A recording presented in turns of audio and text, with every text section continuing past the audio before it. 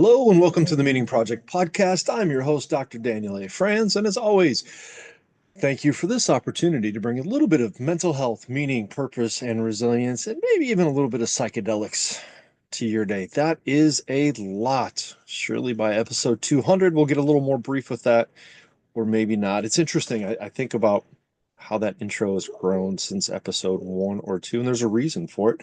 It's because I'm doing a lot of different stuff, and I was reminded of that today. Warning, it's probably 1 o'clock in the afternoon as I'm recording this, and I am highly caffeinated.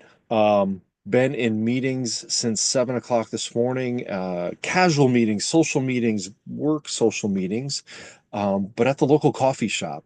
And what I learned today is the coffee served at a coffee shop is not like my delicious Black Rifle here at home. It packs a punch, and I'm pretty sure I even brought my own coffee mug, this nice Meaning Project podcast mug. And that's not coffee in there, by the way. That has got to be water right now. Um,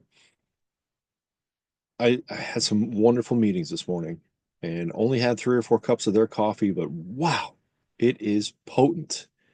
Met with the CEO of a local community mental health center to talk about growing better therapists, evolving better therapists, helping newly graduated therapists get better, as well as a whole bunch of other things, Cardion included, and then met with the community navigator for the local agency. This is such a fascinating line, right? So it's a community group that receives opioid settlement funds and then gets to decide how to use them in the community. And so this gentleman that I met with is the community coordinator that A is a recovery coach. So he helps people, a lot of people that I work with in recovery and through my substance abuse group, but he gets to go out and do the outreach. And we were trying to figure out how his organization and then the organization that I chair, which is the organization, the Governor's Commission for a Drug-Free Indiana, local county coordinating community, coordinating council, my goodness, um, how we can partner together to bring in more grant dollars to our local community that then help other people. And that was just two of the amazing meetings I've had today that required some caffeination. But I sat down yesterday. I was trying to figure out late last night why I was feeling so exhausted, but so energized, so overworked, but in a way that felt like I was doing good work. So I sat down and I just started to go through my calendar and kind of write a list of the what I called non-clinical or bonus meetings of the past 4 to 6 weeks, probably the past 2 months if you factor out those 2 weeks I was away working remotely in Colorado. And at first glance, I think there were 25 additional, we'll call them coffee chats, right? Non-clinical chats. Some were with fellow students from the Integrative Psychiatry Institute talking about ketamine and psychedelics, and some were with the with or for the work I'm doing with, again, that Governor's Commission for a Drug-Free County, and doing some work that will bring additional state and federal grant dollars to this locality.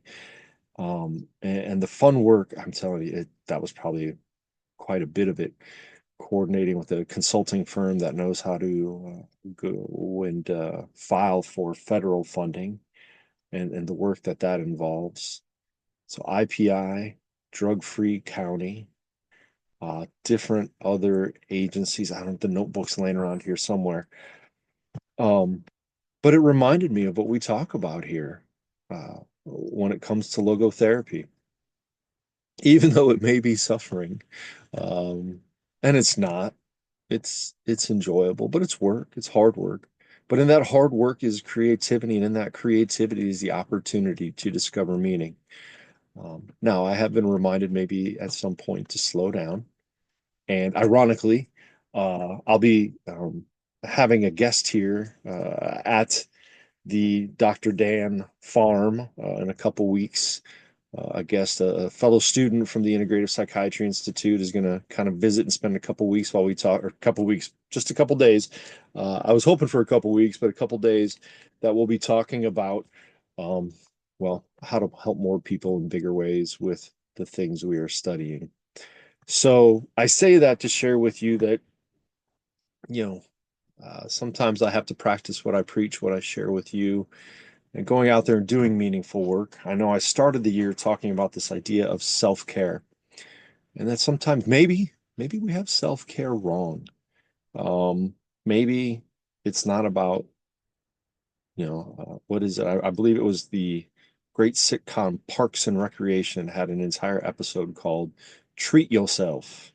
And it was about going out and getting pedicures and massages and spending money on yourself to feel better.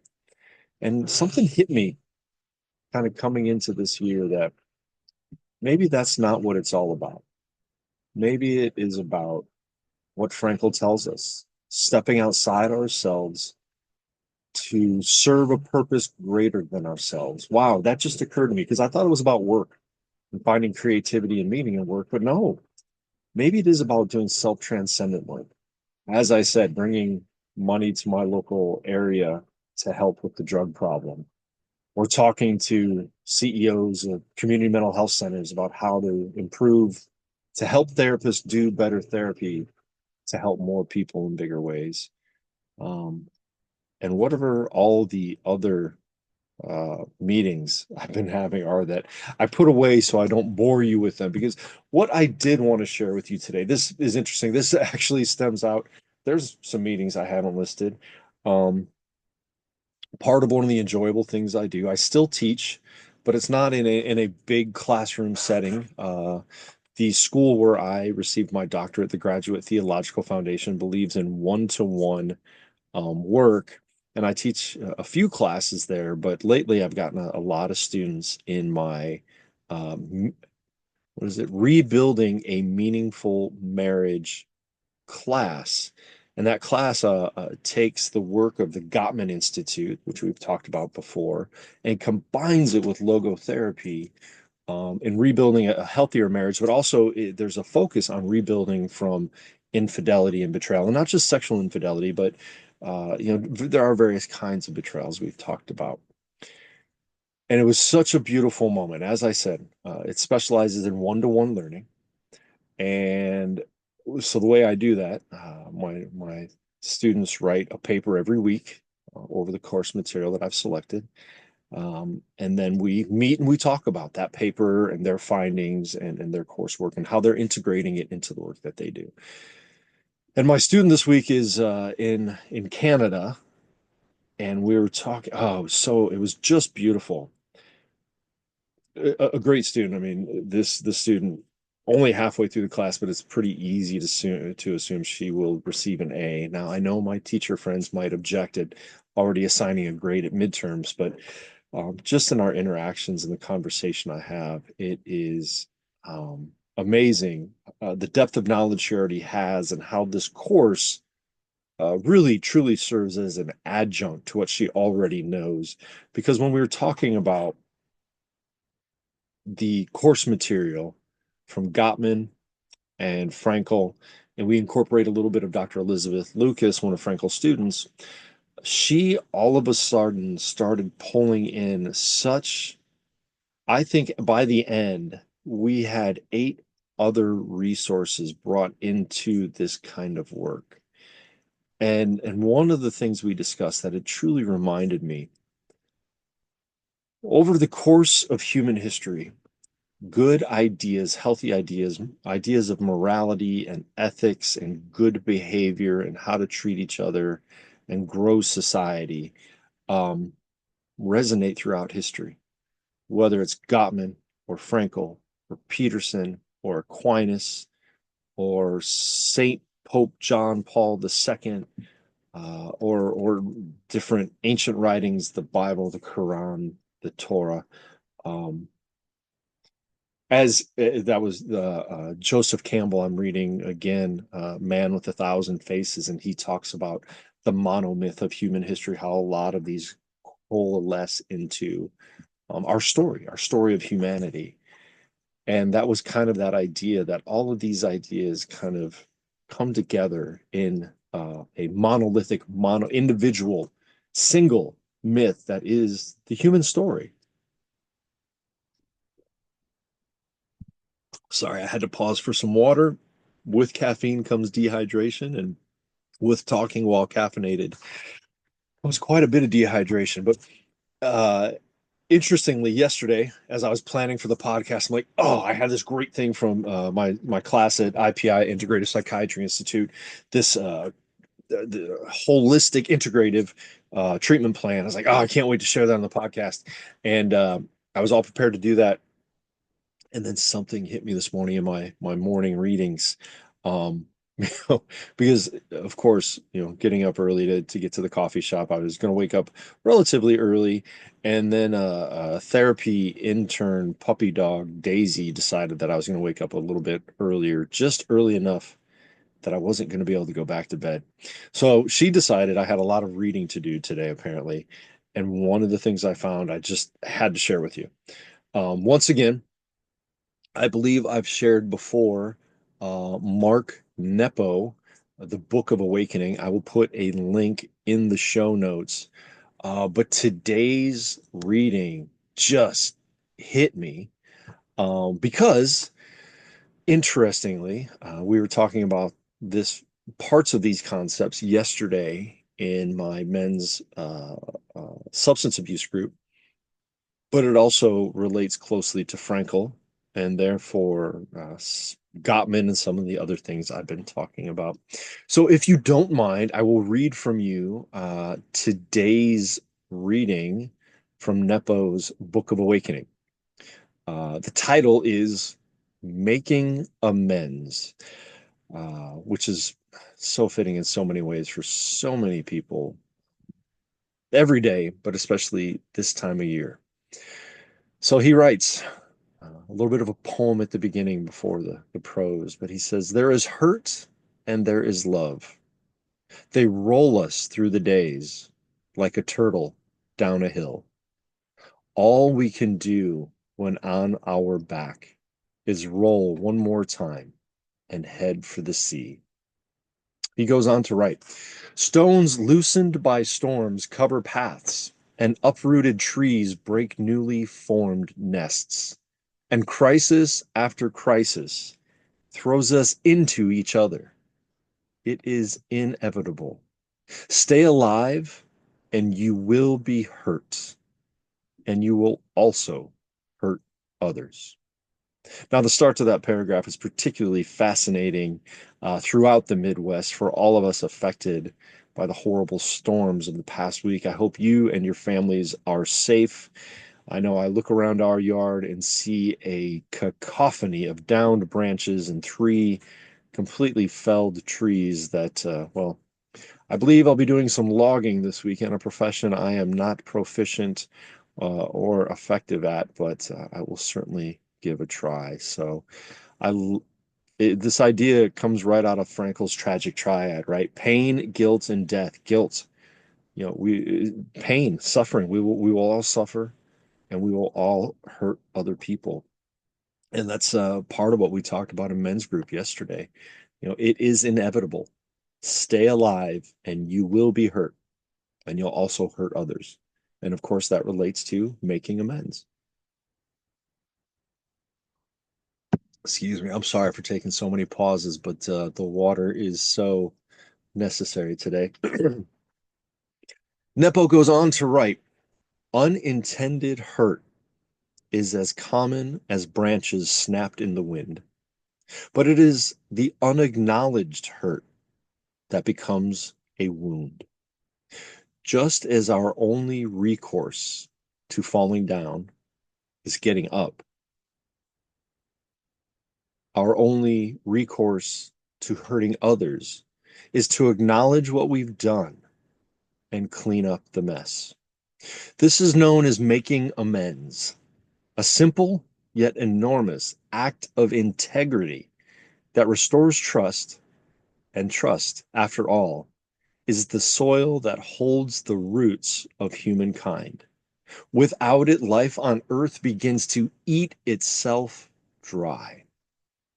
What causes us to hurt each other? Oops, sorry, I accidentally turned the page there as I was scrolling.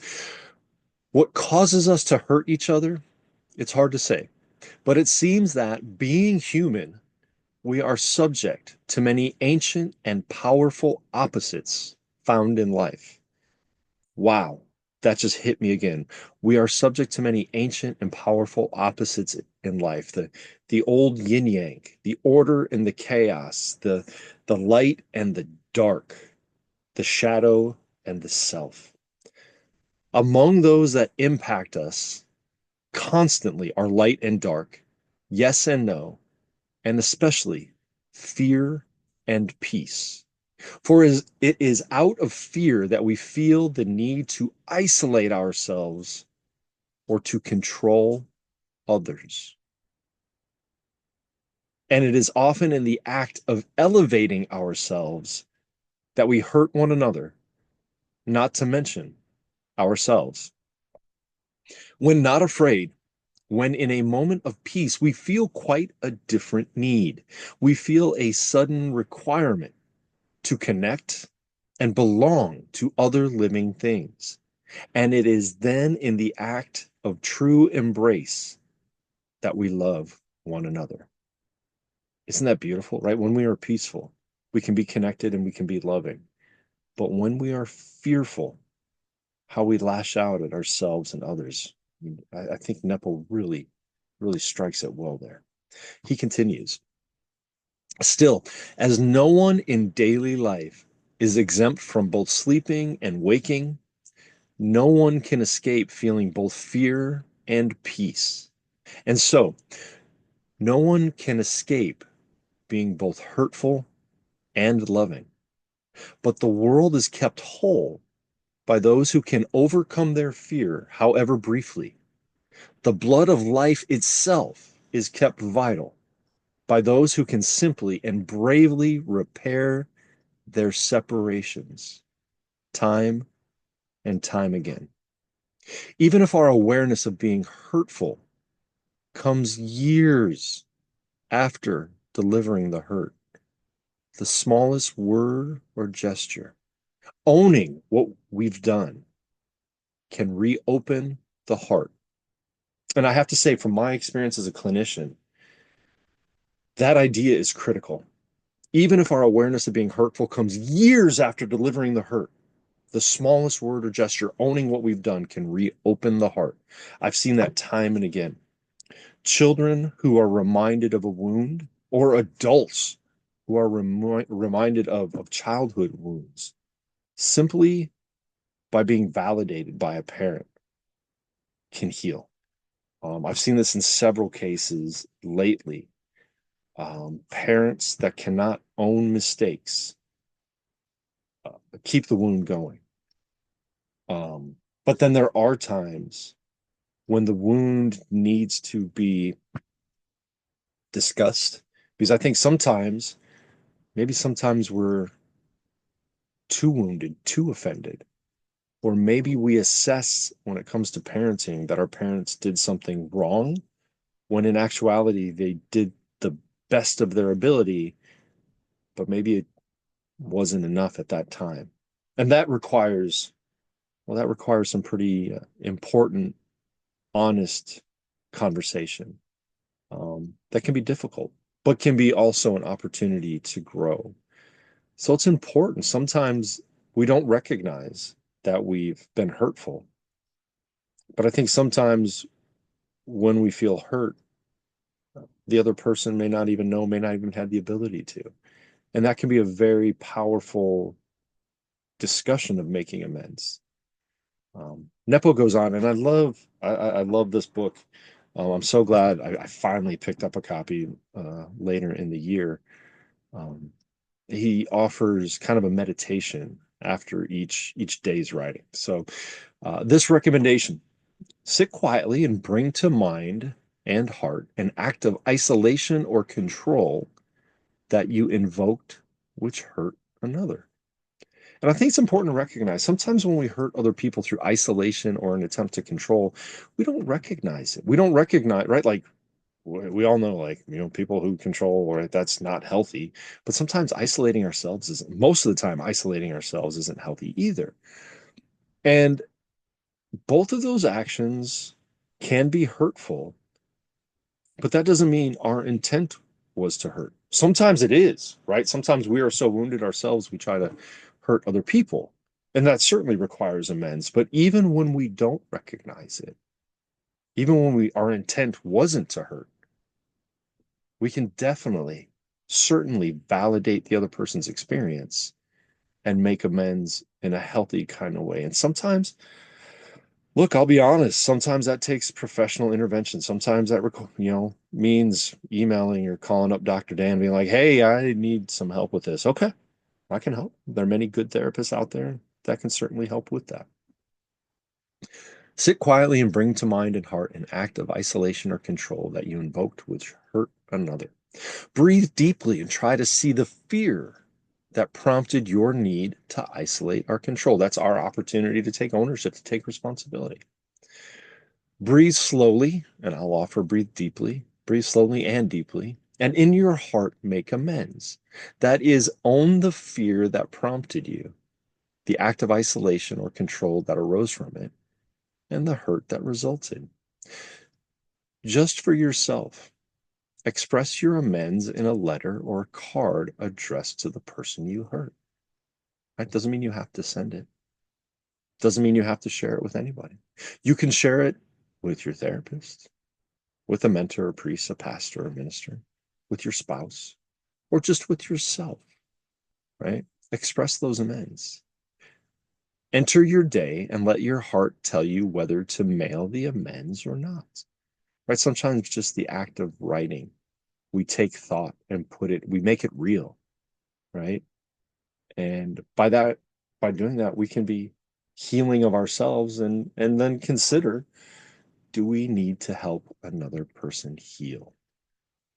As Frankel says, as Nepo writes, it's part of the human condition. We will suffer, and through that suffering, through that fear, we may isolate or try to control. We're going to hurt others.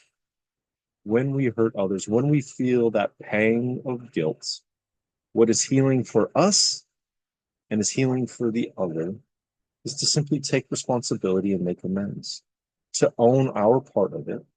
And that doesn't mean, I want to clarify, that does not mean blame. That does not mean blaming yourself. That does not mean being blamed. It means looking at what your part in it was, to be human and to share that humanity with another person. I thought that was a beautiful reading for me today. Hopefully, you found it meaningful as well. If you have any questions about all the other fun things I am doing, the Cardion app, please take a look at it. That's Cardion with the purple logo. Ketamine assisted and other psychedelic assisted therapy. Oh my goodness, I forgot to tell you. Client one of ketamine assisted psychotherapy in my office. I've helped other clients through other facilities, and with Ketamine is Hope, as you heard recently on the podcast, Julie Addis. But client one had session two this week. Oh, I hope you have a minute because this was beautiful and profound. Um, we went through the usual process, except this time, rather than a starter dose, she was able to take both starter doses at the same time per the Journey clinical protocol. That meant only swishing for 12 minutes instead of 24 minutes. And then she opted for the booster. That was a few more minutes. So it was a full 24 instead of 36 minutes. And that meant the ketamine kind of set, its onset was a little quicker. Um, and I don't know if it was more intense. She did not report, because what I witnessed in the notes I took was, comparatively, this was a much more physically peaceful journey. Not very much movement. I think the most movement was maybe, um, she had piece of tissue in her hand, was kind of fiddling with it. I'll say fiddling, but there's more to it than that. But then the journey, I felt, and I think according to my timer, was about 2 or 3 minutes more brief than the last one. But again, more peaceful and seemingly, in her experience, more intense. What I witnessed throughout the entire journey was just some sniffling that was not present in our, preparation session beforehand. So she didn't appear to have a cold. I could only assume at that time that was sniffling, maybe crying. She had her eye mask on, so I couldn't tell, couldn't see her eyes. And then when she came to, once again, it's fascinating the difference so far in the lozenges versus intramuscular or intravenous. Both with IM and IV, the experience I've witnessed and I've had myself is the ability to kind of come in and out at the what we call the tail end of the experience. You kind of come to, and for me, just kind of look around and make a choice to go back in. It seems again, with my limited experience with the lozenges, once you're done, you're done. And once you opt to come out, you come out, or at least that's our experience. So she opted to come out and took her eye mask off, and her eyes were incredibly red. So she had obviously been crying. And I thought, oh, this must have been pretty intense. I kind of got ready to do my therapy. And she looked at me and she said, sorry. She looked at me and she said, that was beautiful. It was just beautiful. She repeated it several times. It was just so beautiful. It was everything I needed. And I thought, oh goodness. And that's where I took my electronic note, the one that kind of I handwrite, and then I share with the client afterwards. It's really kind of cool. I love being able to do that. So I write on an electric paper, and then uh, I guess the system interprets it to what it thinks I have written. So the client gets actually the true PDF of my handwritten notes, but then also an interpretation of what the system thinks it might be, so they can kind of compare and contrast both. But then after that, after they come out of the journey, I put that aside and I take out a transcribing program, and we record the integration session so that they have a transcript of everything we said. And that's really cool because this is a different kind of therapy. 25 years as a therapist, um, this is certainly a little bit different from what I was trained in 25 years ago. So we get the exact transcript, and then I get to run it through kind of an AI therapist, and it pulls out summaries and themes and stuff like that. And then after we do the full course, we'll do some other things. So that was really cool because what we recorded, um, I've known this client, I believe I'd have to check for sure, but I'm going to just say 5 years on and off. She came to me in the beginning with some intense needs, and we worked through that in about 6 or 8 months, and kind of comes back and forth with other crises. As I've shared before, my model is more of a relational model than it's a medical model. Um, so 5 years, and when she came out of this ketamine-assisted therapy number 2, again, beautiful, so beautiful, everything I needed.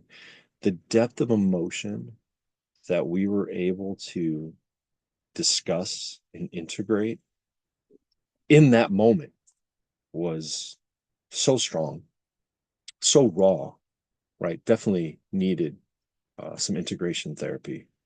If she would have been just receiving medical ketamine, I would have been concerned for, they just, you're done, you go home. Whereas, it could have been good to meet with the therapist a couple days later, but what we were able to do was just so powerful. And so we worked on some integration therapy for about an hour. And again, the issues, we had talked, don't get me wrong, we had talked about these issues in the past at kind of a surface level. A lot of our past work was more crisis oriented, what's going on now. But she was able to go back into the past and experience some of those emotions again, but in a healing kind of way. It was really beautiful. So as I've said, I I truly am a big believer in ketamine assisted psychotherapy. And we continue to do more research, I'm excited for what it may look like. So, as I was saying, if you're interested in all of those other fun and connecting things I've been up to. Just a reminder, I still have those 4 goals for the year, the 4 words for 2025. The Meaning Project community. It's coming along. I just wrote several more courses, and I'll be recording those here soon. I commit to you by the end of June, Q2 of 2025, Meaning Project community will be live. That's right. I am looking at you, Dr. Dan, as I stare into the camera to hold myself accountable. So the Meaning Project community, Cardion is moving along. Please go have a look. It will not be free for much longer. I believe my boss in that, the CEO, was interviewing a salesperson today. We have piloted it. We've launched it to some local community mental health centers. They are taking it out there to a few thousand seats, a few thousand different clients. I'm excited for you to try it and share what you experience with it. So, Meaning Project community, Cardion, ketamine and psychedelic assisted therapy, working on that. And finally, oh boy, I just shared about this week. I'm doing it. Training for a 100-mile century bike ride starts next week. I've already been on the bike all year long, just making sure like I'm putting some miles in, 10 or 20, sometimes 30 here. But I start an official 20-week training program to combat multiple sclerosis. Any funds raised goes to MS research. You can support my endeavor with as small or as large a donation you want. Um, I don't know where the page is. I'll put a link in the show notes. You can link there. I know I've had some listeners reach out and say we would love to throw a couple dollars your way, and so I am honored by that. Please don't feel obligated, but thank you so much. That will also be in the show notes. So, what did I say was going to be in the show notes? Nepo and MS, right? That was a rambler. All of it being about amends and ketamine and what a beautiful world we get to live in. What an amazing time we live in that we get to connect this way and discuss modern research and ancient wisdom and how they come together to help us all discover meaning, find purpose, and build resiliency. You see how I all wrap that up? That's what therapy with Dr. Dan's like. I make the most awkward segues into dealing with different things. So, hey, it is my profound honor to be able to speak to you. I appreciate you listening. Please, if you found this helpful, if you find any of my podcasts helpful, share it, hit the like button, write a comment, etc. Whatever people are supposed to do when they like podcasts and stuff like that. Please do that. Share the message. Help me help more people in bigger ways. Take care.